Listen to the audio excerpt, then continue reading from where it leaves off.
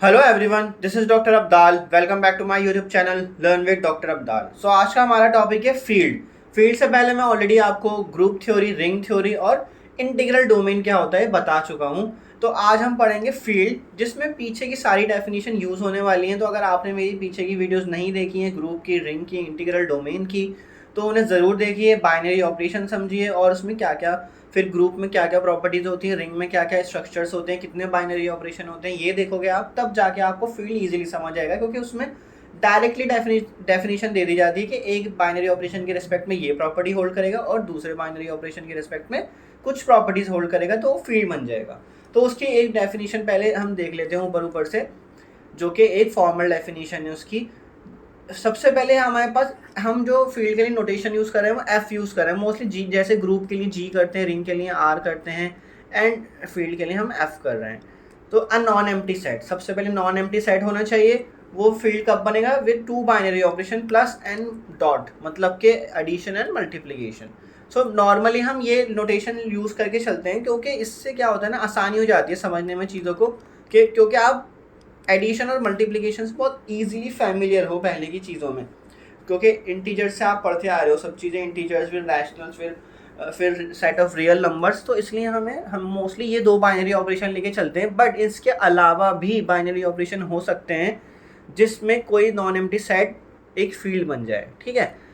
जिसमें सबसे पहला एग्जांपल मॉडलो वाला आता है, जो हम रिमाइंडर वाला एग्जांपल लेते हैं, Z P under addition modulo P and multiplication modulo P. ये भी एक फील्ड बनेगा, आगे हम देखेंगे, where P is a prime, ठीक है। तो ये फिर डिफरेंट बाइनरी ऑपरेशन हो जाते हैं। तो इसमें फर्स्ट है क्या आपके पास कि F under addition is an abelian group. मतलब कि हमारे पास जब हम सेट एफ को सिर्फ एक बाइनरी ऑपरेशन की रेस्पेक्ट में देख रहे हैं तो वो अबिलियन ग्रुप बन रहा है। फिर हम एफ में से क्या कर रहे हैं, जीरो को बाहर कर दे रहे हैं, क्योंकि जीरो का मल्टीप्लिकेटिव इनवर्स एग्जिस्ट नहीं करता है। So zero with the binary operation multiplication that is dot, तो उसमें भी वो अबिलियन ग्रुप बनेगा। मतलब दोनों बाइनरी ऑपरेशन की रेस्पेक्ट में अबिलियन ग्रुप है। मतलब फर्स्ट बाइनरी ऑपरेशन क्या है, आपने बोला कि F under addition abelian group है, इसका मतलब closure, associative, existence of identity, existence of inverse and commutativity. फिर आपने बोला एफ माइनस जीरो, मतलब एफ में से हमने जीरो एलिमेंट बाहर कर दिया है। नोटेशन ऐसे लेते हैं, कभी आप समझो कि हम सब्ट्रैक्ट कर रहे हैं जीरो को हर एलिमेंट में से, ऐसा नहीं है, हम जीरो एलिमेंट को बाहर कर दे रहे हैं। तो अंडर मल्टीप्लिकेशन क्या होगा? Closure, associative, existence of identity, existence of inverse and commutativity. So ये से पांचों प्रॉपर्टी होल्ड करेंगी। एंड लास्ट में आपके पास डिस्ट्रीब्यूटिव लॉ आएगा, जो लेफ्ट हैंड साइड और राइट हैंड साइड दोनों से अप्लाई होता है। So a dot b plus c जो है वो इक्वल होगा a dot b plus a dot c, है ना। ऐसे ही तो आप रिंग्स में करते थे। फिर या फिर आप राइट हैंड साइड से कर लो, कहीं कहीं इस तरह से भी लेके चलते हैं कि B plus C dot A भी लिख देते हैं, इस तरह से भी लेके चल सकते हो आप, कोई दिक्कत नहीं है। या फिर जैसे यहाँ लिखा है a plus b dot c will be equal to a dot c plus b dot c. So ये आपकी कितनी प्रॉपर्टीज हो गई? 5 प्रॉपर्टीज तो यहाँ पे हो गई, 5 प्रॉपर्टीज आपकी मल्टीप्लिकेशन में हो गई। और आपकी दो, एक प्रॉपर्टी चलो यहाँ मान लो, क्योंकि लेफ्ट और राइट डिस्ट्रीब्यूटिविटी होती है, तो टोटल 11 प्रॉपर्टीज हो गई हैं। तो इसमें हम जीरो को एडिटिव आइडेंटिटी से दिखाते हैं और 1 से हम किसको दिखाते हैं? मल्टीप्लिकेटिव आइडेंटिटी को। सो ये अगर सारी चीज़ें होल्ड कर रही हैं, सारे एक्सियम्स होल्ड कर रहे हैं किसी नॉन एम्प्टी सेट पे विद टू बाइनरी ऑपरेशन, तो हम बोलते हैं वो सेट एक फील्ड स्ट्रक्चर बनाता है, which is an algebraic structure. So ऐसे एग्जांपल हमारे पास होते हैं जो मेनली यूज भी होते हैं बहुत ज़्यादा। उसमें से एग्जांपल होता है set of real numbers under addition and multiplication, then set of rational numbers under addition and multiplication, and set of complex numbers under addition and multiplication, ठीक है। तो हम जब भी सेट ऑफ नेचुरल, हम यहाँ पे डबल लाइन खींचते हैं ऐसे, ताकि उसको, ये स्टैंडर्ड नोटेशन होती है, सेट ऑफ नेचुरल नंबर, फिर सेट ऑफ इंटीजर्स, तो यहाँ डबल कर देते हैं इस तरह से। फिर सेट ऑफ रैशनल्स में यहाँ पे ऐसे डबल कर देते हैं, और सेट ऑफ रियल्स में भी, सेट ऑफ कॉम्प्लेक्स में भी। तो ये बहुत स्टैंडर्ड नोटेशन चलती है, ताकि हम उसको डिफ्रेंशिएट कर सकें। अगर हमने कहीं रिंग लिखा है और कहीं हमने ऐसे लिखा है, तो इससे क्लियर है ये रिंग है और ये एक सेट ऑफ रियल नंबर्स है, ठीक है। सेट ऑफ रियल नंबर्स को डबल लाइन से दिखाते हैं, ये बहुत स्टैंडर्ड नोटेशन होती है। सो ये कुछ स्टैंडर्ड एग्जांपल्स हैं फील्ड्स के, like set of rational number under usual addition and usual multiplication, मतलब जो ऑर्डिनरी एडिशन एंड मल्टीप्लिकेशन आप रैशनल नंबर का करते हो वो। फिर set of real numbers under addition and multiplication complex numbers, then Z2, मतलब हम कौन से इंटीजर्स ले रहे हैं मॉडलो 2 के रिस्पेक्ट में, जो कि इसमें ऑपरेशन क्या होता है, ऑपरेशन हम कभी कभी ऐसे भी दिखाते हैं, उसको सर्कल कर देते हैं, addition modulo 2 and multiplication modulo 2। ठीक है, यहाँ पे इन्होंने ऐसे लिया है, ऐसे भी चलता है, दोनों ठीक है। फिर Z3 आ गया, Z5 आ गया, Z7 एंड ZP। मतलब हम ये जो उठा रहे हैं हमने बीच में से मिस कर दिया, Z4 नहीं लिया। क्यों नहीं लिया होगा? क्योंकि ये आगे हमें जाके पता लगता है कि ZP फिर P फॉर प्राइम, उसी के लिए ये फील्ड बनता है, अदरवाइज कभी ये फील्ड नहीं बनता है। जैसे हमने इंटीग्रल डोमेन में भी देखा था कि ZP जो है वो इंटीग्रल डोमेन बनता था when P is prime. So similarly यहाँ पे भी ऐसे ही ZP जो है वो फील्ड बनेगा व्हेन P इज प्राइम। ठीक है, तो ये बहुत स्टैंडर्ड एग्जांपल हैं फील्ड बनने के। सो नेक्स्ट हमारे पास क्या है, जो हमारे पास फील्ड नहीं बनते हैं, ऐसे अलजेब्रिक स्ट्रक्चर्स जो फील्ड नहीं बनते हैं। तो उसमें क्या है, Z under addition and multiplication, ये नहीं बनता है फील्ड। क्यों? क्योंकि अंडर मल्टीप्लिकेशन इसमें इन्वर्स ही एग्जिस्ट नहीं करता, क्योंकि 2 का इन्वर्स क्या होता है अंडर मल्टीप्लिकेशन 1/2, और 1/2 जेड में बिलोंग ही नहीं करता है। इसी तरह 2z मतलब सारे इवन्स ले लिया आपके 2 के मल्टीपल्स। Z4 तो इंटीग्रल डोमेन ही नहीं बनता है। और हम आगे एक चीज़ और देखेंगे अभी डिस्कशन में कि every field is an integral domain, but not every integral domain imply that it is a field. ठीक है, तो ये सारे एग्जांपल आप देख लो, Z4 हो गया, Z6 हो गया, Z8 हो गया, ये सारे फील्ड नहीं बनते हैं। M2R मतलब set of all the matrices of order 2 matrices जिसकी सारी एंट्रीज रियल्स होंगी। ये अंडर जो आप यूजुअल मैट्रिक्स एडिशन और यूजुअल मैट्रिक्स मल्टीप्लिकेशन करते हो उसकी रिस्पेक्ट में ये एक फील्ड नहीं बनता है, क्योंकि इसमें हर एक एलिमेंट का मल्टीप्लिकेटिव इन्वर्स नहीं होता है। क्योंकि हर एक मैट्रिक्स का ज़रूरी नहीं ना इन्वर्स एग्जिस्ट कर जाए, जिस मैट्रिक्स का डिटर्मिनेंट 0 होगा उसका इन्वर्स ही नहीं एग्जिस्ट करेगा, तो ये भी फील्ड नहीं बनता है। ZX, तो ये रिंग बहुत इंपॉर्टेंट रिंग होती है जो बहुत सारे एग्जाम्पल में यूज़ होती है। ये पॉलिनोमियल रिंग है, मतलब आपने पॉलिनोमियल्स उठा लिए इंटीजर्स पर। पॉलिनोमियल्स ऐसे ही होते हैं ना, जिसमें A1 A2 ये सब कहाँ से आ रहा है, ये सब AIs जो है ना आपके वो इंटीजर्स से आ रहा है, तो ये भी एक फील्ड नहीं बनता है। ठीक है, क्योंकि इनमें ना इनवर्स नहीं मिल पाते हैं एलिमेंट्स के, इसलिए नहीं बनता है। ये नेचुरल नंबर्स, इसमें तो आइडेंटिटी एलिमेंट ही नहीं होता अंडर एडिशन। Z10 हो गया, देन MNR मतलब ये इन जनरल लिख दिया, मतलब n/n मैट्रिसेस, 2/2 की ले लो, 3/3 की ले लो, 4/4 की मैट्रिसेस का कलेक्शन ले लो, या 5/5 या n/n। इन मैट्रिसेस का कलेक्शन जो है हमने मतलब n को कुछ भी नेचुरल नंबर ले सकते हैं, वो कभी भी क्या नहीं बनता है, फील्ड नहीं बनता है, क्योंकि उसमें हर एलिमेंट का मल्टीप्लिकेटिव इन्वर्स नहीं होता है। क्योंकि कुछ मैट्रिसेस ऐसे भी होती हैं जिनमें डिटरमिनेंट 0 आ जाता है, तो उनका इन्वर्स एग्जिस्ट नहीं करता है। ठीक है, अब मैं आपको एक चीज़ बता रहा था कि हमेशा जो है ना आपका जो फील्ड है वो इंटीग्रल डोमेन बनता ही है। अब वो कैसे बनता है देखते हैं। अगर मान लो A नॉन ज़ीरो है और B भी नॉन ज़ीरो है, बट उनका प्रोडक्ट 0 आ गया, तो क्या प्रॉब्लम रहेगी? क्योंकि अगर A नॉन ज़ीरो और B नॉन ज़ीरो तो उन दोनों के इन्वर्स होंगे, क्योंकि फील्ड में दोनों बाइनरी ऑपरेशन के रिस्पेक्ट में इन्वर्स एग्जिस्ट करते हैं। तो A का भी इन्वर्स एग्जिस्ट करेगा और B का भी, तो मैं A इन्वर्स से दोनों साइड मल्टीप्लाई कर देता हूँ, तो क्या होगा, A इन्वर्स इंटू 0। तो A इन्वर्स क्या हो, A इन्वर्स इंटू A, मतलब जो भी एलिमेंट अपने इन्वर्स से मल्टीप्लाई होता है वो क्या बन जाता है, 1 बन जाता है। तो 1 इंटू B मतलब जो उसकी यूनिटी एलिमेंट है वो बन गया, और जो भी एलिमेंट 0 से मल्टीप्लाई होता है वो क्या हो जाता है, 0। तो यहाँ से क्या निकल के आएगा, निकल B भी 0 हो गया। बट हमने ऊपर क्या माना था कि A और B दोनों 0 हैं, तो इसका मतलब हमें कंट्राडिक्शन मिल गई। ठीक है, इसका मतलब कि ये चीज़ होल्ड ही नहीं करती है। कंट्राडिक्शन इसलिए मिला है क्योंकि आपने दो नॉन जीरो एलिमेंट को उठा के 0 रख दिया, तो इसका मतलब फील्ड के पास कभी भी 0 डिवाइजर नहीं होता है। तो इसलिए इंटीग्रल डोमेन बनता है, क्योंकि फील्ड में बाकी प्रॉपर्टी इंटीग्रल डोमेन वाली सारी होती हैं। जैसे कि अंडर एडिशन जो है वो एक ग्रुप बनता है, फिर सेमी ग्रुप बनता है अंडर मल्टीप्लिकेशन, और उसमें डिस्ट्रीब्यूटिविटी होती है और 0 डिवाइजर नहीं होता, कम्यूटेटिव वगैरह सब होता है वो, तो इसलिए वो इंटीग्रल डोमेन बनता है। लेकिन ज़रूरी नहीं इंटीग्रल डोमेन हमेशा फील्ड बन जाए, ऐसा ज़रूरी नहीं है, कभी कभी बन जाता है, कभी कभी नहीं भी बनता है। जैसे कि एग्जांपल ले लो अब सेट ऑफ इंटीजर्स, तो सेट ऑफ इंटीजर्स जो है वो क्या बनता था, एक इंटीग्रल डोमेन बनता था। सो इंटीग्रल डोमेन ये इसलिए था क्योंकि ये सारी प्रॉपर्टी होल्ड करता था, इसके पास 0 डिवाइजर भी नहीं होता था, बट इसके पास मल्टीप्लिकेशन में इन्वर्स ही नहीं एग्जिस्ट करेगा, क्योंकि लाइक हम एग्जांपल ले लें 3, तो 3 का मल्टीप्लिकेटिव इन्वर्स 1/3 होता है, जब उसको मल्टीप्लाई करोगे तब 1 बनेगा, लेकिन 1/3 तो Z में होता ही नहीं है, इसलिए ये फील्ड नहीं बन रहा। क्योंकि फील्ड में बोलते हैं कि जब Z में से अगर आप 0 बाहर कर दो तो अंडर मल्टीप्लिकेशन भी एक अबेलियन ग्रुप बनना चाहिए।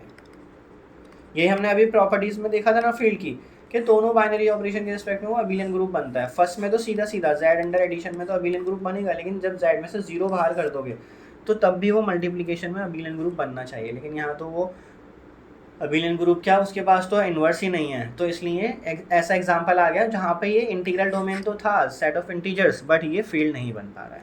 ठीक है, तो ये बहुत इंपॉर्टेंट रिजल्ट होता है, यूज़ भी कर लेते हैं कहीं कहीं हम बहुत। अब जैसे कि यहाँ पे क्वेश्चन है, show that the set of real numbers are under usual addition and multiplication is a field. मतलब कि हम किसकी बात कर रहे हैं, सेट ऑफ रियल नंबर्स की, तो उससे हम डबल वर्टिकल लाइन खींचते हैं, प्लस एंड मल्टीप्लिकेशन, ये एक फील्ड है। अब इसके लिए हमें क्या चाहिए होगा, सबसे पहले तो आर अंडर मतलब set of real number under addition एक अबिलियन ग्रुप बनेगा। तो हम अगर एक एक प्रॉपर्टी प्रूव करना चाहें रियल नंबर सिस्टम के लिए तो हम कर सकते हैं। तो इसमें फर्स्ट प्रॉपर्टी क्या आती है कि हमेशा अगर दो रियल नंबर्स को ऐड करो तो रियल्स में तो बिलोंग करेगा, और this hold for all A B belongs to R. ठीक है, देन नेक्स्ट इसमें एसोसिएटिविटी के उसकी ग्रुपिंग अगर आप चेंज कर दो तो वो तब भी सेम रिजल्ट देगा, तो कि रियल नंबर्स में तो ऐसा होता ही है, तो ये भी होल्ड कर जाएगा for all A B C belongs to R set of real numbers. Then third, हर किसी एलिमेंट का मतलब आइडेंटिटी एग्जिस्ट करती है इसमें हर एलिमेंट के लिए, जिसको ऐड करोगे तो सेम एलिमेंट प्रोड्यूस करेगी।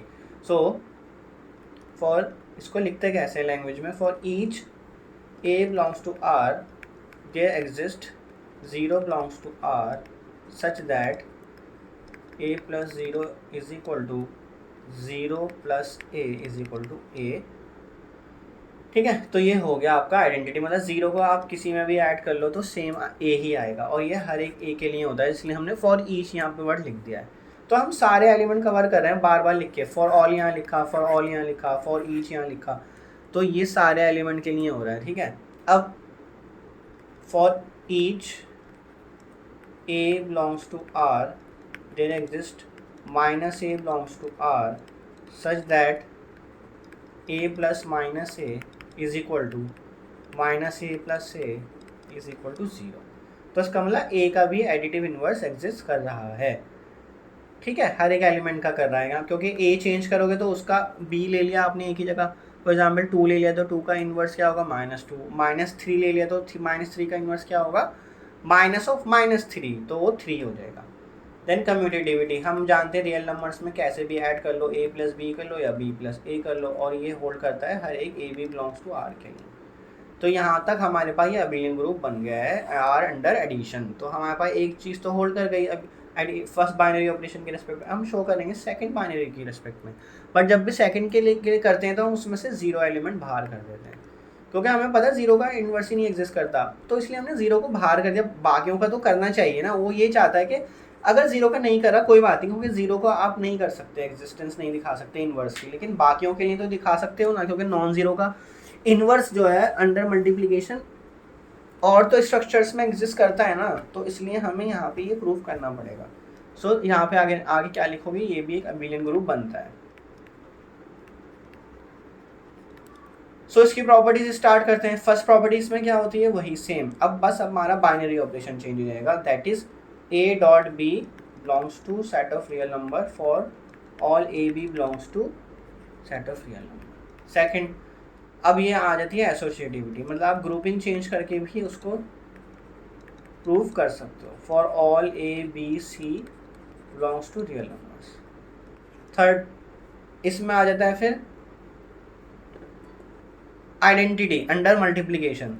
सो for all a belongs to R there exist 1 belongs to R, मतलब set of real number such that a dot 1 is equal to 1 dot a is equal to a, है ना, ऐसे ही हो गया, under multiplication identity 1 हो गई। Then inverse, for each a belongs to r minus 0। ठीक है, अब हम r माइनस, क्योंकि यहाँ तक ना ज़रूरत ही नहीं थी कि जीरो प्रॉब्लम क्रिएट करेगा, तो अब जीरो प्रॉब्लम क्रिएट करेगा, तो इसलिए जो कि हमारे पास सेट है हम उसी में से उठा रहे हैं। हमारे पास अभी तक जीरो की कोई प्रॉब्लम नहीं हो रही थी, तो इसलिए हमने r से उठा ली है, कोई दिक्कत नहीं है। अब हमारे पास जीरो की प्रॉब्लम होगी, हमारे पास इन्वर्स एग्जिस्ट नहीं करता अंडर मल्टीप्लिकेशन, तो इसलिए हमने a को कहाँ से उठाया, r-0 से। So for each a belong to r-0 there exist 1/a belongs to r minus 0 such that a into 1/a is equal to 1/a into a is equal to 1। ठीक है, तो यहाँ पे हमारे पास इन्वर्स भी एग्जिस्ट कर गया। और कम्यूटेटिविटी रियल नंबर्स में होती है कि अगर दो को कैसे भी मल्टीप्लाई कर लो सेम रिजल्ट प्रोड्यूस करेगा for all A B belongs to R. So यहाँ तक क्या हो गया, हमारे पास पांचों प्रॉपर्टीज प्रूव हो गई कि yes R minus 0 under multiplication is an abelian group. ठीक है, तो 5 प्रॉपर्टी यहाँ हो गई। अब नेक्स्ट आता है डिस्ट्रीब्यूटिविटी। सो डिस्ट्रीब्यूटिविटी क्या होती है, लेफ्ट डिस्ट्रीब्यूटिविटी में हमें पता है अगर रियल नंबर्स को हम ऐसे मल्टीप्लाई करते हैं तो ये सेम रिजल्ट प्रोड्यूस करता है for all A B C belongs to set of real numbers. और या फिर इसको आप राइट हैंड साइड से भी करते हो जिसको बोलते हैं हम right distributivity. So A B plus C dot A कर दिया हमने, तो ये क्या बनेगा B dot A plus C dot A and this hold for all A B C belongs to set of real number. So hence set of real numbers under addition and multiplication is a field। Okay, so हमने सारी properties जितनी भी इसमें होती थी वो सब की सब प्रूफ कर दी हैं। तो इस तरह से आपको एग्जाम में भी करना होगा अगर प्रूफ करने के लिए आ जाए। और यहाँ पे हर चीज़ रियल नंबर से ही आ रही है, ऐसा नहीं कि हमने किसी और जगह से कोई चीज़ उठा लिया एलिमेंट। सारे के सारे एलिमेंट ए बी सी सब रियल नंबर से आ रहे हैं और रियल नंबर से हम ऑलरेडी फैमिलियर हैं, तो हमने इसलिए इसको डायरेक्टली बोल दिया। यहाँ पे देखो एसोसिएटिविटी भी डायरेक्टली बोलती है हम, क्योंकि जानते हैं कि हाँ 3 एलिमेंट को आप कैसे भी ऐड कर लो तो सेम ही रिजल्ट आता है रियल नंबर्स में। So this is a field. So अब नेक्स्ट क्वेश्चन है हमारे पास, show that the set of complex number C under the usual addition and multiplication is a field. ठीक है, मतलब जो कॉम्प्लेक्स नंबर्स को आप ऐड और मल्टीप्लाई करते हो उस वाली ऑपरेशंस को यूज़ करते हुए आपको दिखाना है कि कॉम्प्लेक्स नंबर का भी सेट जो है फील्ड बनता है। मतलब set of complex number under addition and multiplication is a field, ये दिखाना है। सो इसमें भी अगर आप चाहो तो 1 by 1 दिखा सकते हो प्रॉपर्टीज, जैसे कि सी। तो इसके लिए सबसे पहले तो आपको बाइनरी ऑपरेशन डिफाइन करने पड़ेंगे। So we define addition and multiplication as follows। सो हमने कैसे करा, देखो a प्लस बी आयोटा, दो कॉम्प्लेक्स नंबर को ऐड कर रहे हैं हम, and c plus D iota. तो एडिशन क्या होता है इसका, रियल पार्ट से ऐड होता है और कॉम्प्लेक्स पार्ट जो है वो कॉम्प्लेक्स पार्ट से ऐड हो जाता है। Then multiplication a plus B iota into c plus D iota. तो यहाँ जो इनटू लिखा है ना, ये अंडरस्टूड है कि यहाँ पे हम कॉम्प्लेक्स नंबर को मल्टीप्लाई कर रहे हैं, ना कि अब हम रियल्स को कर रहे हैं। बट इसमें प्रॉपर्टी रियल वाली ही लगती है। अगर आपको याद हो तो आप कैसे मल्टीप्लाई करते हो, फर्स्ट को फर्स्ट से करोगे तो ए सी आएगा, फिर फर्स्ट को फोर्थ से करोगे मतलब ए को डी आयोटा से करोगे तो क्या आएगा आयोटा ए डी, फिर आयोटा बी सी आएगा, बी को हम बी आयोटा को सी से कर रहे हैं और बी आयोटा को ही आप डी आयोटा से कर दोगे तो क्या आ जाएगा माइनस बी डी, क्योंकि आयोटा का स्क्वायर क्या हो जाएगा, वो हो जाएगा -1। तो ये इसमें रियल पार्ट क्या है, इसमें रियल पार्ट है आपका ए सी, तो उसको साथ में कर लो और फिर आयोटा बाहर कर लिया। अब क्या बचा कॉम्प्लेक्स पार्ट में, ए डी और B C. So A D plus B C.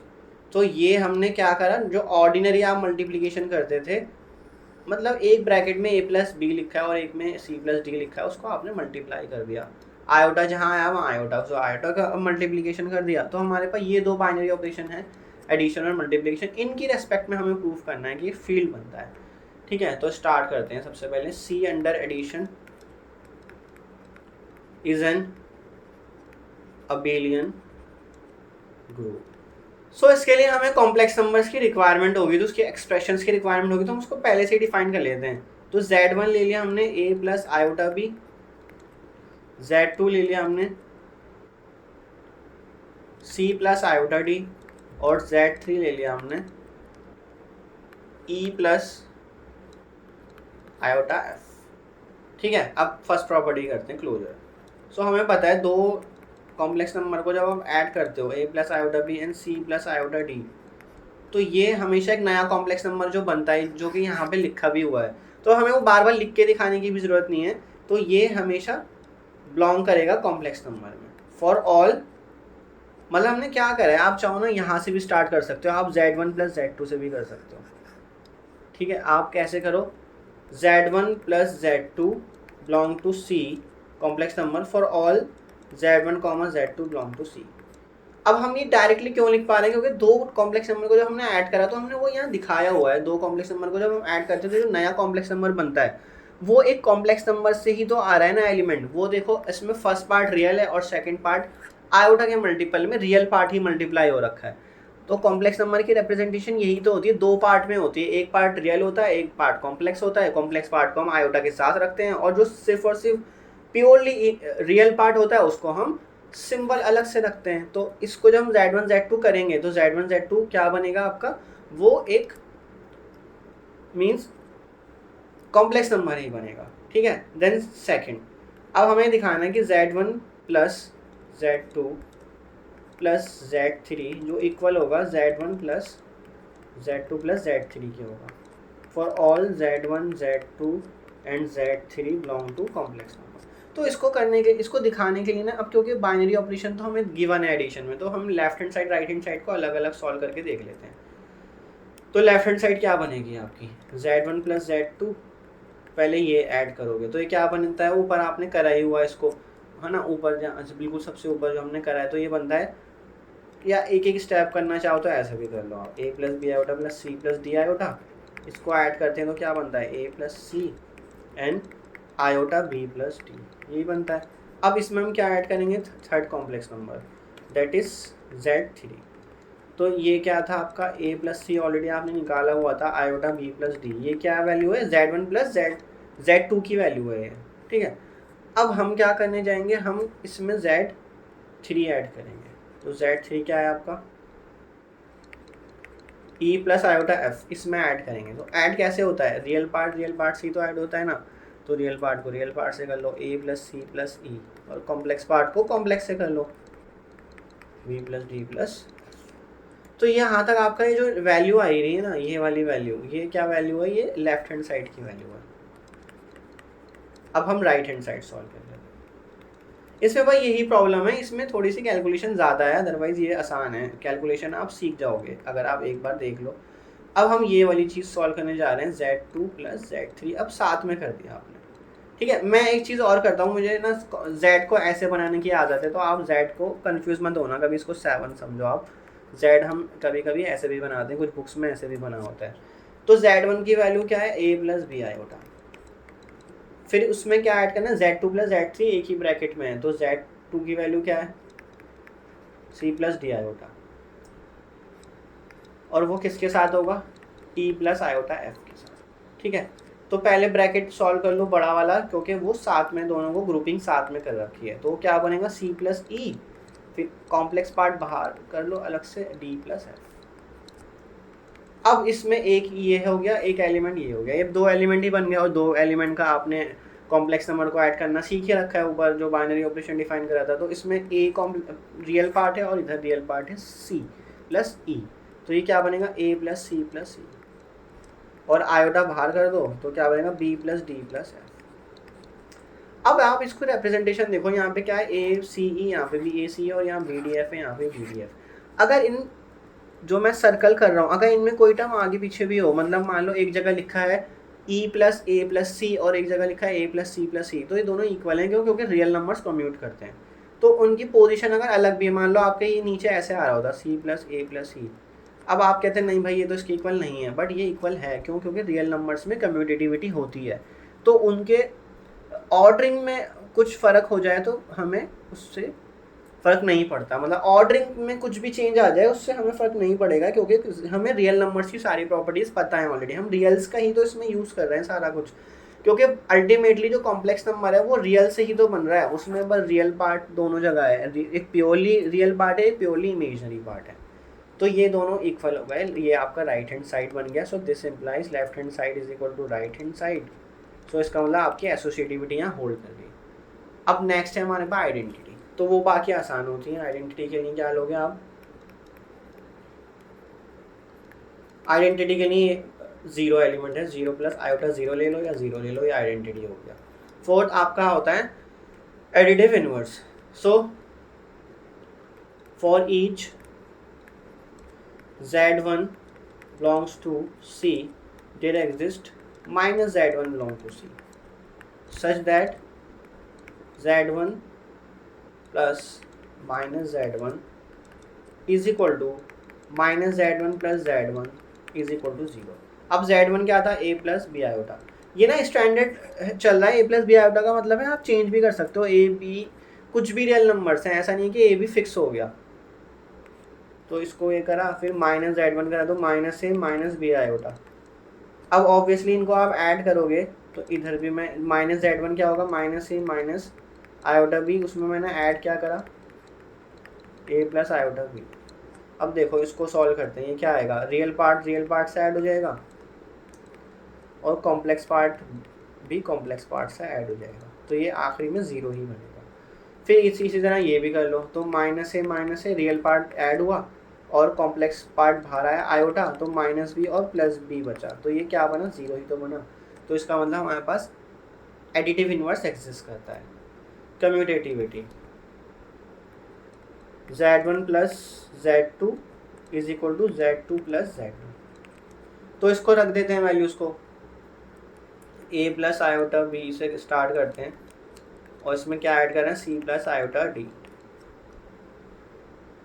मतलब हम लेफ्ट हैंड साइड से स्टार्ट कर रहे हैं, तो ये क्या बनेगा, a plus C iota b plus d। अब राइट हैंड साइड इधर सॉल्व कर लेते हैं, z2 की वैल्यू पहले फिर z1 ऐड करना है, तो z2 क्या है, c प्लस आयोटा d और z1 क्या है, a प्लस आयोटा b, तो उसमें ऐड करा तो क्या बना, c प्लस a, फिर आयोटा बाहर हुआ तो d प्लस d। अब आप देखो, आप कहोगे कि यहाँ तो a प्लस सी है या c प्लस a, तो ये दोनों इक्वल थोड़ी हैं, बट ये इक्वल हैं, क्यों, क्योंकि रियल नंबर्स हैं ये सारे, जो आपके जो ऊपर हम यहाँ लिखते हैं ना ये चीज़ें कि a प्लस बी आयोटा और ये सब जो हमने लिखा है a b c d e f सब, ये सारे रियल्स हैं एक्चुअल में। तो यहाँ आप लिख लेना a b c d belongs to r, और जो हमने यहाँ पे भी नोटेशन ली थी, देखो बार बार क्योंकि हमें लेनी पड़ती है ना नोटेशन, तो हमने ऊपर ही डिफाइन कर दिया था कि z1 z2 z3 क्या है, तो इसमें जो a b c d e f r हैं वो सब रियल नंबर्स हैं, ठीक है। तो ये a और c जो है ना ये एक्चुअल में रियल नंबर्स हैं, तो इसलिए कम्यूट करेंगे, तो इसको आप वापस से ऐसे लिख सकते हो, a प्लस सी आयोटा, अब यहाँ पे d प्लस बी है ना, तो d प्लस बी को आप b प्लस डी लिख सकते हो। कम्यूटेटिविटी यूज़ करें हमने, commutativity of real numbers, under addition भी लिख लो क्या है, वैसे तो दोनों में ही होती है मल्टीप्लिकेशन एडिशन। तो यहाँ पे 5 प्रॉपर्टीज आपकी अंडर एडिशन प्रूव हो गई हैं कि C जो है set of complex number under addition is an abelian group. अब हम मल्टीप्लिकेशन की बात कर लेते हैं, set of complex number, but इसमें से हमें माइनस करना पड़ेगा 0 under multiplication is an abelian group, ठीक है। तो फर्स्ट वन बाय वन करते हैं। First property closure, means z1 into z2 ये बिलोंग करेगा C में for all z1 comma z2 belong to C। क्यों करेगा, क्योंकि अगर आपने ऊपर बाइनरी ऑपरेशन जो डिफाइन किया ये वहीं से आ गया। देखो अगर हमने इन दोनों को मल्टीप्लाई करा था तो जो नया कॉम्प्लेक्स नंबर बन रहा था वो ये बन रहा था, ठीक है। और ये एक जो नया कॉम्प्लेक्स बन रहा है नंबर ये भी तो C से ही आ रहा है, मतलब ये C से बाहर थोड़ी ना चला गया कोई, तो इसलिए ये बाइनरी ऑपरेशन है, मतलब क्लोजर प्रॉपर्टी होल्ड करेगी, तो इसको लिखने की प्रूफ करने की भी ज़रूरत नहीं है, यहाँ पे हो गया है। Second associativity means z1 into z2 into z3, ये किसके इक्वल होगा, z1 into z2 into z3 means grouping हमने चेंज कर दी, this hold for all z1 z2 z3 belongs to C, मतलब सारे के सारे सबके लिए होल्ड करता है। तो इसको अब हम करने के लिए क्या करेंगे, left hand side right hand side को वन बाय वन सॉल्व करेंगे। तो बस इसमें यही थोड़ा सा कैलकुलेशन वाला पार्ट है, बाकी पार्ट तो आसान होता है। तो z1 इंटू z2 कर लेते हैं, क्या बनेगा, ये a plus B iota plus c plus D iota. इसका मल्टीप्लीकेशन हमने ऑलरेडी ऊपर डिफाइन करा हुआ है, वो क्या बनता है, ए सी माइनस बी डी और A D plus B C, है ना, A C minus B D,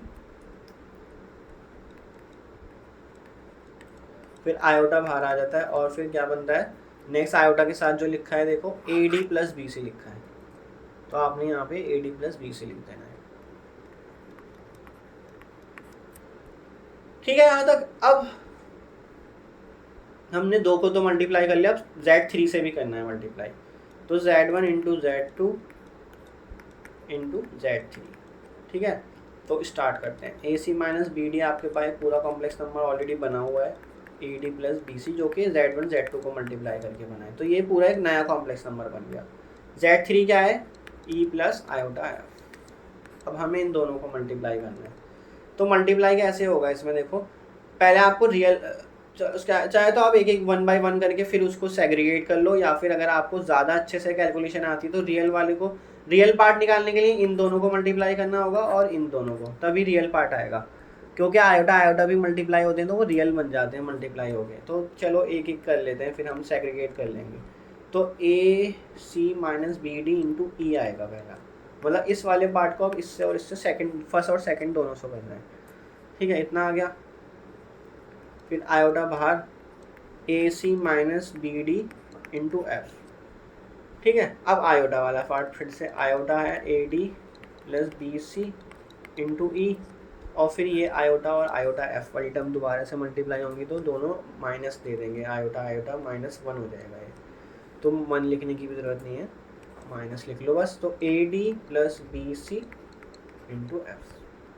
अब इसमें से रियल पार्ट कौन सा है, एक तो रियल पार्ट ये है और एक रियल पार्ट ये है, इन दोनों को हम बाहर कर लेंगे, और कॉम्प्लेक्स पार्ट है ये और ये, तो कॉम्प्लेक्स पार्ट भी बाहर हो जाएगा। तो क्या बनेगा ये फाइनली, ये बन जाएगा आपका a C minus B D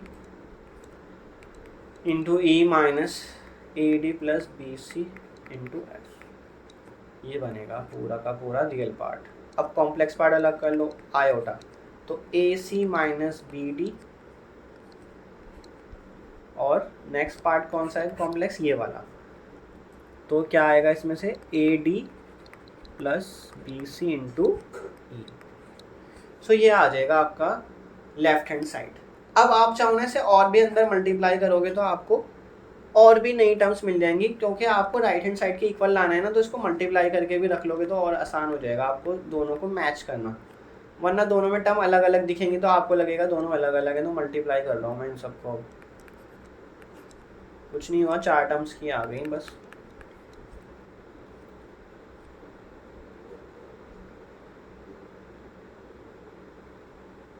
next क्या है, इसमें कोई टर्म हम शायद मिस कर गए हैं ऐसा लग रहा है मुझे। ए सी माइनस बी डी जो हमने उठाया है उसके साथ ई भी था यहाँ, नहीं कॉम्प्लेक्स पार्ट जो हम उठा रहे हैं, ए सी माइनस बी डी के साथ एफ भी था ना, तो यहाँ एफ भी आएगा। ठीक है, और नेक्स्ट क्या था, a D plus B C into e. ठीक है, अब हम एफ से मल्टीप्लाई कर लेते हैं, ए सी f minus B D F, और इसमें ई से a d e plus B C e. तो ये बना है आपका लेफ्ट हैंड साइड। ठीक है, थोड़ी सी कैलकुलेशन में मेहनत वाला काम है, अदरवाइज आसान है। फिर हम राइट हैंड साइड निकालेंगे, तो राइट हैंड साइड में क्या है, सबसे पहले Z2 इंटू Z3 ग्रुपिंग साथ है तो हम ये करेंगे, और फिर उसके बाद मल्टीप्लाई करने के बाद उसको Z1 से भी मल्टीप्लाई करेंगे। ठीक है, तो करते हैं इसको। तो Z2 की वैल्यू क्या है आपकी, B प्लस नहीं C है, C से स्टार्ट हो रहा है वो, C plus iota D multiply by E plus iota F। तो ये क्या बनेगा, CE iota CF iota DE और आयोटा आयोटा माइनस DF। सो इसमें से रियल पार्ट अलग कर लो, CE माइनस DF, और कॉम्प्लेक्स पार्ट अलग कर लो, CF प्लस DE। ठीक है यहाँ तक। तो ये आपका क्या बना, Z2 इंटू Z3। अब इसमें हमें क्या मल्टीप्लाई करना है, ग्रुपिंग चेंज करके Z2 इंटू Z3 से करना है। तो Z1 क्या है, A प्लस बी आयोटा, इसको मल्टीप्लाई करोगे किससे, CE minus DF plus iota C F plus D E से। ठीक है, अब मल्टीप्लाई करते हैं। चलो, तो पहले ए से करोगे सी ई प्लस सी ई माइनस डी एफ, फिर नेक्स्ट ए से करोगे तो आयोटा भी है, ए भी है, C F plus D E.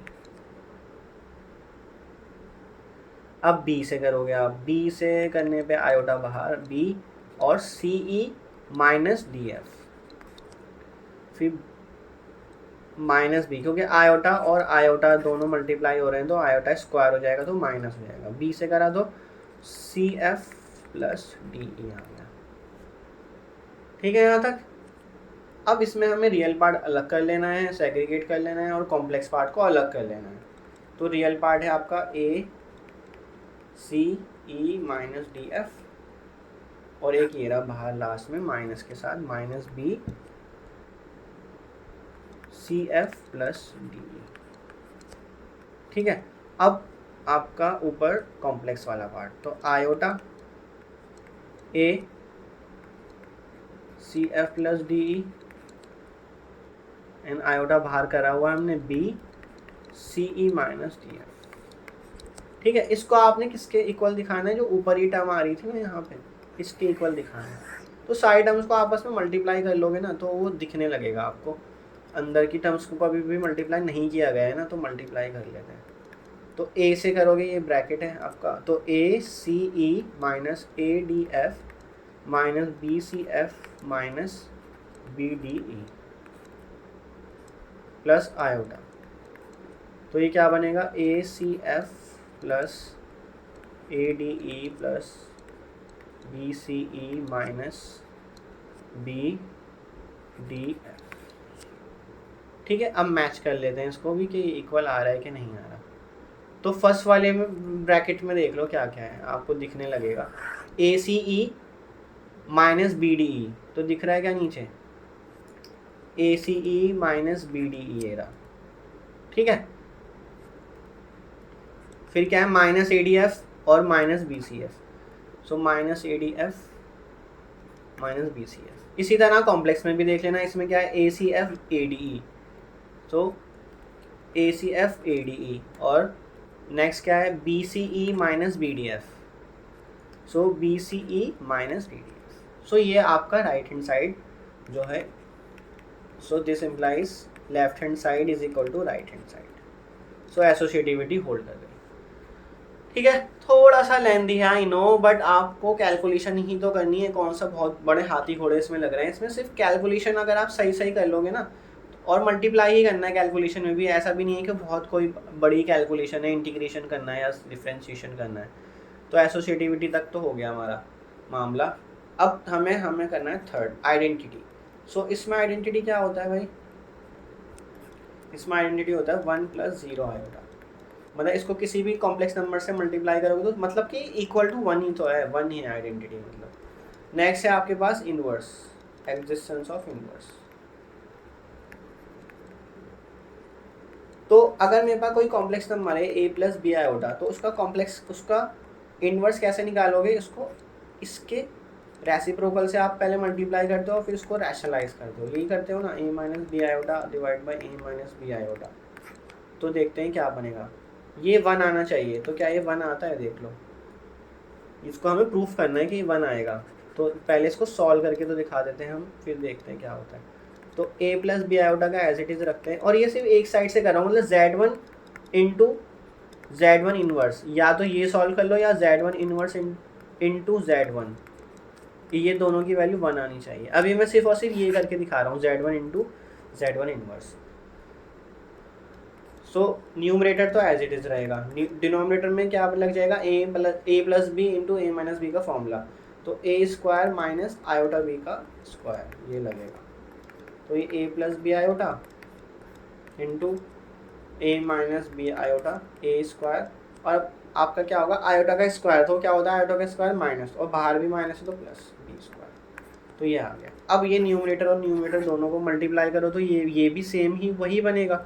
तो ये क्या बन जाएगा, a² + b² divide by a² + b² है आपके पास, तो ये क्या आ जाएगा 1।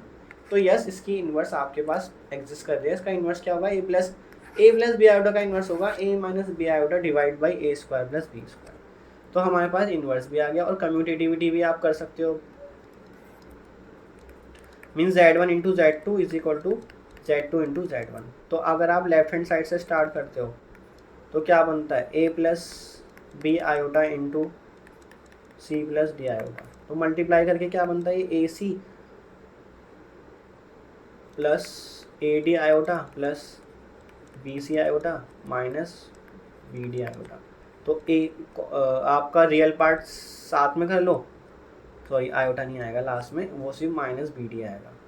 तो ए सी माइनस बी डी, आयोटा बाहर करा तो A D plus B C. तो ये आपकी लेफ्ट हैंड साइड आ रही है। अब right hand side, so Z2 into Z1 करना है पहले, तो C पहले रखोगे, C प्लस डी आयोटा वाली टर्म पहले रखोगे और A प्लस बी आयोटा वाली टर्म बाद में। तो मल्टीप्लाई करते हैं c a plus c b iota and iota d a minus D b. तो ये क्या मतलब आपने रियल पार्ट अलग कर लिया, C A minus D B और आयोटा यहाँ कॉमन ले लिया, तो C B plus D A. अब देखो ये दोनों ना एक्चुअल में सेम है। ये वाली टर्म देखो ए सी माइनस बी डी, तो ये ए सी माइनस बी डी ही है। क्यों, क्योंकि सी ए जो लिखा है ना तो रियल नंबर है, सी और ए दोनों रियल नंबर हैं, तो दोनों कम्यूट करेंगे। ऐसा नहीं है कि ये दोनों की वैल्यू अलग अलग आएगी। और लास्ट में क्या लिखा था, आयोटा सी बी और डी ए। ठीक है, मतलब मैं ये दिखा रहा हूँ कि ए सी लिखा है और यहाँ सी ए लिखा है, तो ये दोनों ना सेम होते हैं। क्यों होते हैं, क्योंकि रियल नंबर्स आपस में कम्यूट करते हैं और ए सी बी डी ये सब रियल नंबर्स हैं। तो इसमें कोई प्रॉब्लम नहीं है आप कि ये दोनों टर्म सेम आ रही हैं। So this implies left hand side is equal to right hand side. So hence commutativity holds under binary operation multiplication, है ना, इस बाइनरी ऑपरेशन में होल्ड है। तो यहाँ तक ये अबेलियन ग्रुप बन गया। अब हमारे पास है डिस्ट्रीब्यूटिविटी। सो डिस्ट्रीब्यूटिविटी लगाते हैं। सो ये कैसे होता है, Z1 फिर मल्टीप्लाइज Z2 प्लस Z3। ये किसके इक्वल आएगा, ये आएगा Z1 into Z2 plus Z1 into Z3। तो इसमें आपने क्या करना है, पहले लेफ्ट हैंड साइड सॉल्व कर लेनी है, फिर राइट हैंड साइड सॉल्व कर लेनी है और दोनों को इक्वल दिखा देना है। तो ये भी एक्चुअल में इक्वल आएगा। और अगर आपको ये आ गया आपका लेफ्ट डिस्ट्रीब्यूटिविटी, आपको Z1 Z2 Z3 की वैल्यू पता ही है क्या है, तीनों की वैल्यू। तो इसको आप कैसे सॉल्व करोगे, मीन्स इसमें आप पहले ये दोनों को ऐड करोगे, फिर ऐड करने के बाद इससे मल्टीप्लाई करोगे। ठीक है, इतना हो जाएगा, ये बन जाएगा पूरा आपका लेफ्ट हैंड साइड बन जाएगी इसकी। फिर आप नेक्स्ट क्या करोगे, ये राइट हैंड साइड सॉल्व करने के लिए Z1 इंटू Z2 करोगे, Z1 इंटू Z3 करोगे और इन दोनों को ऐड करके दिखाओगे। तो वहाँ से क्या आ जाएगा आपके राइट हैंड साइड, और दोनों की वैल्यू लेफ्ट हैंड साइड और राइट हैंड साइड की इक्वल ही आएगी, वो आप चेक कर लेना। फिर राइट डिस्ट्रीब्यूटिविटी, अब ये क्या होती है, इसमें हम Z2 प्लस Z3 को Z1 से मल्टीप्लाई करते हैं और इक्वल यहाँ किसका आएगा, Z2 into Z1 plus Z3 into Z1। तो ये होल्ड करेगा, मैं इसको नहीं बता रहा, आप इसको करके देख लेना खुद से। ठीक है, तो ये भी एक प्रॉपर्टी आपकी लेफ्ट डिस्ट्रीब्यूटिविटी और राइट डिस्ट्रीब्यूटिविटी, ये दोनों होल्ड कर जाएंगी। तो यहाँ पे हैंस आप लिख सकते हो, hence C under addition and multiplication is a field. ठीक है, ये आपका कॉम्प्लेक्स नंबर्स को दिखाना था। कॉम्प्लेक्स नंबर में बस कैलकुलेशन थोड़ी बड़ी हो जाती है, तो इतना भी आप कर दोगे तो आपका पूरे नंबर बन जाएंगे कॉम्प्लेक्स नंबर्स को फील्ड बनाने के लिए। अब नेक्स्ट हमारे पास क्वेश्चन है, ZP under usual addition modulo P and multiplication modulo P is a field. मतलब क्या आप किसकी बात कर रहे हो, जो भी P यहाँ पे प्राइम हो जाएगा वो हमेशा फील्ड बनेगा। ठीक है, तो इससे पहले मैंने ऑलरेडी दिखा चुका हूँ, जैसे कि Z5, जैसे मैं मोस्टली ये वाला एग्जाम्पल उठाता हूँ, under addition modulo 5 and multiplication modulo 5, ये एक फील्ड बनेगा। तो आप क्या करना, इस तरह के प्रूफ में पी के लिए तो नहीं दिखाना बहुत टफ हो जाता है। आपको एक एग्जाम्पल उठा लो और उसको दिखा दो, फिर ये फील्ड बनेगा। तो इसके लिए आप क्या करोगे, इसके लिए आप सबसे पहले दिखाओगे z under addition is an abelian group. तो ये बनता है अबिलियन ग्रुप, और ये मैं ऑलरेडी आपको पीछे ग्रुप और रिंग की प्रॉपर्टीज में दिखा चुका हूँ, आपको कैलिस टेबल से मैंने समझाया था। तो आप फर्स्ट तो ये प्रूफ करोगे, ठीक है। ये मैं अभी आपको ऊपर ऊपर से ही बता रहा हूँ आपको, क्योंकि मैंने सारे पार्ट बता चुका हूँ ऑलरेडी। फिर आप Z5 अंडर मल्टीप्लीकेशन मॉडुलो 5 ये इसको प्रूव करोगे इज एन अबिलियन ग्रुप। तो इसमें मेनली ना कैलिस टेबल से ही काम हो जाता है, उसमें आपके इनवर्स भी मिल जाते हैं, आइडेंटिटी भी मिल जाती है, कम्यूटेटिविटी भी प्रूव हो जाती है, और क्लोजर भी प्रूव हो जाती है, और एसोसिएटिविटी इनहेरिटेड होती है। इनहेरिटेड कहाँ से होती है, Z अंडर मल्टीप्लीकेशन से और Z अंडर एडिशन से, वो इनहेरिटेड होती है। तो ये हो जाएगा। बट इसमें एक चीज़ हमने गलत कर दी, वो है Z5 में से 0 बाहर करना पड़ेगा आपको, तभी आपका वो ग्रुप बनेगा अबिलियन ग्रुप। तो -0 element under multiplication modulo 5 is an abelian group. तो अब आप में जब बनाओगे इसकी कैलिस टेबल, तो उसमें 0 को भी नहीं रखोगे, आप कौन कौन से को रखोगे, सिर्फ 1 2 3 4 को। 1 2 3 4 इसका मल्टीप्लीकेशन मॉडुलो 5 में आप टेबल बना दोगे। तो क्लोजर वहाँ से आ जाएगा, एसोसिएटिविटी इनहेरिटेड होगी, आइडेंटिटी अंडर मल्टीप्लीकेशन 1 होती है, इनवर्स जो है वो आपको इस टेबल से दिखा दोगे कि इनवर्स क्या आया होगा किसका, और कम्यूटेटिविटी भी इसी टेबल से हो जाती है। तो इसलिए मैं आपको ये नहीं बता रहा, क्योंकि ये सारी चीज़ें मैं ऑलरेडी प्रूफ कर चुका हूँ पिछले ग्रुप में और रिंग में। फिर आपके पास आ जाती है डिस्ट्रीब्यूटिविटी। सो डिस्ट्रीब्यूटिविटी भी जो है ना वो इनहेरिटेड ही होती है। जब आप डिस्ट्रीब्यूटिविटी लिखोगे, लेफ्ट डिस्ट्रीब्यूटिविटी, तो कैसे लिखोगे, be under addition modulo 5c, तो वो क्या बनेगा, वो बनेगा ये a under multiplication modulo 5c। और नेक्स्ट जो आपकी राइट डिस्ट्रीब्यूटिविटी होती है मॉडुलो 5a, तो बनता है b मल्टीप्लीकेशन a प्लस, और ये सारे मॉडलों में चल रहे हैं, ठीक है, ऑपरेशन। तो ये होल्ड करता है for all a b c belong to Z5। और ये भी अगेन इनहेरिटेड ही होती है, inherited from Z under addition and Z under multiplication, ठीक है। तो ये आपका हमेशा एक फील्ड स्ट्रक्चर बनेगा, और हमेशा प्राइम के लिए ये बनेगा, प्राइम p के लिए, मतलब Z5 ना लेके आप Z7 ले लो, Z2 ले लो, Z11 ले लो, Z23 ले लो, तो ये सारे के सारे फील्ड बनते हैं। सो आई होप आपको फील्ड क्या होता है अच्छे से समझ आ गया होगा। अगर प्रूफ करने के लिए आता है रियल नंबर्स, रैशनल नंबर्स, जैसे रियल नंबर्स का प्रूफ करा है वैसे ही रैशनल नंबर्स का भी होगा। कॉम्प्लेक्स नंबर्स में कैलकुलेशन थोड़ी सी ज़्यादा हो जाएगी, तो वो भी मैंने आपको सिखा दिया कि ऐसे होगा, लेफ्ट हैंड साइड अलग सॉल्व करो, राइट हैंड साइड अलग सॉल्व करो, और वो आखिरी में जो है ना रियल नंबर्स ही आ जाते हैं। और रियल नंबर्स ऑलरेडी डिस्ट्रीब्यूटिविटी भी लगती है और उसमें कम्यूटेटिविटी सब लगती है, तो हम उस रियल्स की ही कम्यूटेटिविटी, डिस्ट्रीब्यूटिविटी, क्लोजर वगैरह यूज़ करके ही कॉम्प्लेक्स नंबर को भी प्रूफ कर देते हैं कि वो एक फील्ड बनता है।